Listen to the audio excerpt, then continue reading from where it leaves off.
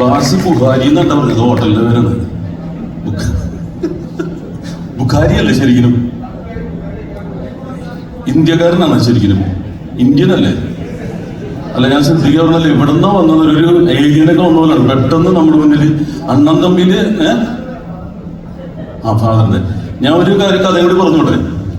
കാരണം എന്നെ സിനിമയിലേക്ക് കയറാനുള്ളൊരു കാരണം അൻവർ റഷീദാണ്. കാരണം എന്നെ ബോഡി ഡബിളായിട്ട് മമ്മൂക്കയുടെ അണ്ണൻ തമ്മിയില് എന്നെ വിളിച്ചു. അപ്പൊ അൻവർ പറഞ്ഞു, ഞാനൊന്നും അല്ലോ മമ്മൂക്ക പറഞ്ഞിട്ടാണ് തന്നെ വിളിച്ചത്, അല്ലാണ്ട് തന്റെ ശരീരം ഉപയോഗിക്കാൻ വേണ്ടി മാത്രമല്ല എന്ന് പറഞ്ഞു. ഞാൻ പറഞ്ഞു, എനിക്ക് സന്തോഷമുള്ളൂ, മമ്മൂക്കയുടെ അത്ര ക്ലോസ് ആവല്ല. അണ്ണൻ മമ്മൂക്ക പോകുമ്പോൾ ഞാൻ തമ്പിയാവും, തമ്പി മമ്മൂക്ക പോകുമ്പോൾ ഞാൻ അണ്ണനാവും. അങ്ങനെ ഫ്രണ്ടില് മമ്മൂക്ക നിൽക്കുന്ന ഒരു ഷോട്ടില് അന്ന് അസോസിയേറ്റ് ആണ് സലാം ബുക്കാരി, അവിടെ നിന്ന് ചിരിക്കുന്നത്.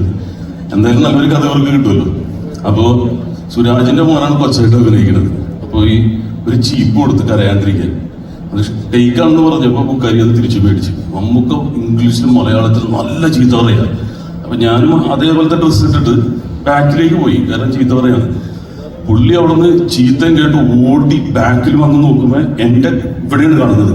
കാരണം മമ്മൂക്ക ചീത്ത പറഞ്ഞിട്ട് 1 കിലോമീറ്റർ ഓടി എത്തിയപ്പോ അവിടെ വേറെ അതേപോലത്തെ ഒരു ഡ്രസ്സ് ഇട്ട് എന്നും പറഞ്ഞിട്ട് അന്ന് കിളി പോയതാ. അതാണ് കുറച്ച് വൈകിയത് സിനിമ എടുക്കാൻ. പക്ഷെ അദ്ദേഹത്തിന്റെ ആദ്യത്തെ സിനിമയിൽ ഞാനുണ്ടായിരുന്നു. ദുൽഖറിനോടൊപ്പമുള്ള ക്യാരക്ടറാണ്. പക്ഷെ ആദ്യ സിനിമ മുടങ്ങുന്നത് നല്ലതാണ്. അൻവറായിരുന്നു എന്റെ പ്രൊഡ്യൂസർ. പക്ഷെ അത് നടന്നില്ല. പിന്നെ ഫസ്റ്റ് ഫിലിമായി. ഇനി നമുക്കത് സെക്കൻഡ് ഫിലിം ആയിട്ടാ അല്ല, അത് സെക്കൻഡ് ഫിലിമായിട്ട് വരട്ടെ.